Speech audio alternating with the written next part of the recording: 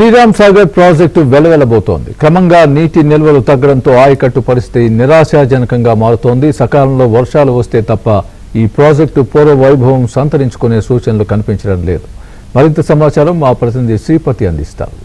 శ్రీపతి. భారీ ఎండలకు జలాశయాలన్నీ మూడువారుతున్నాయి.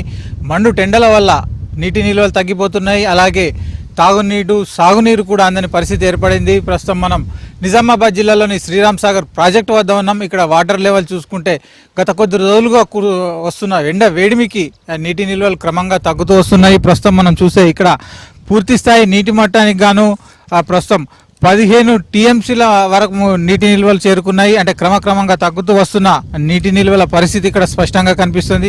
అయితే మొత్తం 1091 అడుగుల వద్ద 80.5 టీఎంసీల నీటి నిల్వల సామర్థ్యం ఉన్న ప్రాజెక్ట్ ఇది. ఈ ప్రాజెక్టులో వాస్తవానికి గత సీజన్లో గత వర్షాకాలంలో ప్రాజెక్టు పూర్తి స్థాయిలో నిండింది. ఓవర్ఫ్లో నీటిని గేట్లను ఎత్తి గోదావరిలోకి కింది భాగంలోకి వదలడం జరిగింది.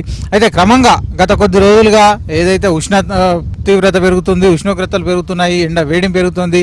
దీంతో ఇలాంటి ప్రధాన జలాశయాల్లోనే నీటి నిల్వలు క్రమంగా తగ్గుతూ వస్తున్న పరిస్థితి కనిపిస్తుంది. ఏదైతే ఈరోజు చూసుకుంటే కనుక ఈ శ్రీరామ్ సాగర్ ప్రాజెక్టులో 1065 అడుగుల వద్ద 15 టీఎంసీల నీటి నిల్వలు మాత్రమే ఉన్నాయి. అయితే వాస్తవానికి గత సంవత్సరంతో పోల్చుకుంటే ఇప్పటికీ ఒక 3 టీఎంసీల నీరు ఎక్కువగానే ఉంది. అయినప్పటికీ పరిస్థితి మాత్రం నిరాశాజనకంగా మారడం అనేది ఇటు అధికారులను, అలాగే ఆయకట్టు రైతులను, అలాగే తాగునీటిపై ఆధారపడ్డ వివిధ గ్రామాల ప్రజలను మాత్రం ఆందోళనకు గురిచేస్తోంది. అయితే ఈ ప్రాజెక్టు కింద ప్రస్తుతానికి మిషన్ భగీరథ ద్వారా తాగునీటి సరఫరా కొనసాగుతోంది. ప్రధానంగా ఇటు కామారెడ్డి, ఆర్మూర్ ప్రాంతాలకు ఇక్కడ నుంచి తాగునీరు సరఫరా అవుతుంది. అలాగే మరోవైపు ఆదిలాబాద్, నిర్మల్ వైపు కూడా మిషన్ భగీరథ ద్వారా నీరు సప్లై జరుగుతుంది. ఇంకా కింది భాగంలో ఆదిలాబాద్, నిర్మల్తో పాటు జైత్యాల, కోరుట్ల ప్రాంతాలకు కూడా ప్రస్తుతం నీటి సరఫరా కొనసాగుతుంది.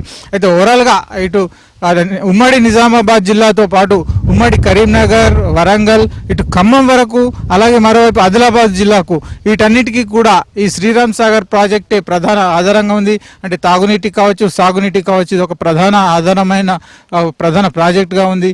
ఈ ప్రాజెక్టులోనే ప్రస్తుతం నీటి నిల్వలు తగ్గుతూ రావడం అనేది ఆందోళన కలిగిస్తున్న విషయం. అయితే ప్రతి సంవత్సరం ప్రతి ఏటా కూడా జూలై చివరలో, అలాగే ఆగస్టు మొదటి వారంలో ఇందులోకి నీటి నీరు రావడం మొదలవుతుంది. అంటే వరద తాకిడి మొదలవుతుంది. అంటే ప్రధానంగా ఇది గోదావరి నదిపై ఆధారపడ్డ ఈ ప్రాజెక్టులో ఏదైతే మహారాష్ట్ర ప్రాంతంలో కురిసే భారీ వర్షాలు, వరదలు దీనికి ప్రధాన ఆధారంగా ఉంటాయి. మహారాష్ట్రలోని ప్రధాన ప్రాజెక్టులన్నీ పూర్తి స్థాయిలో నిండిన తర్వాత ఓవర్ఫ్లో అయ్యే నీరు మాత్రమే ప్రస్తుతం ఇక్కడున్న ఈ శ్రీరామ్ సాగర్ ప్రాజెక్టు వరకు చేరుకుంటుంది. దీనికి గాను జూలై చివరి వారంలో లేదా ఆగస్టు మొదటి వారంలో సాధారణంగా వరద వస్తుంటుంది. ఈసారి కూడా ఒకవేళ ముందస్తు వర్షాలు, వరదలు వస్తే తప్ప అనుకున్న సమయంలో ప్రాజెక్టు పూర్తిస్థాయిగా నిండే పరిస్థితి లేదన్న విషయం స్పష్టంగా కనిపిస్తుంది. ఒకవేళ వర్షాలు ఆలస్యం అయితే మాత్రం శ్రీరామ్ సాగర్ ప్రాజెక్టు కింది భాగంలో ఇటు తాగునీటి కావచ్చు, సాగునీటి కావచ్చు ఇబ్బందులు మాత్రం తలెత్తే పరిస్థితి కనిపిస్తుంది.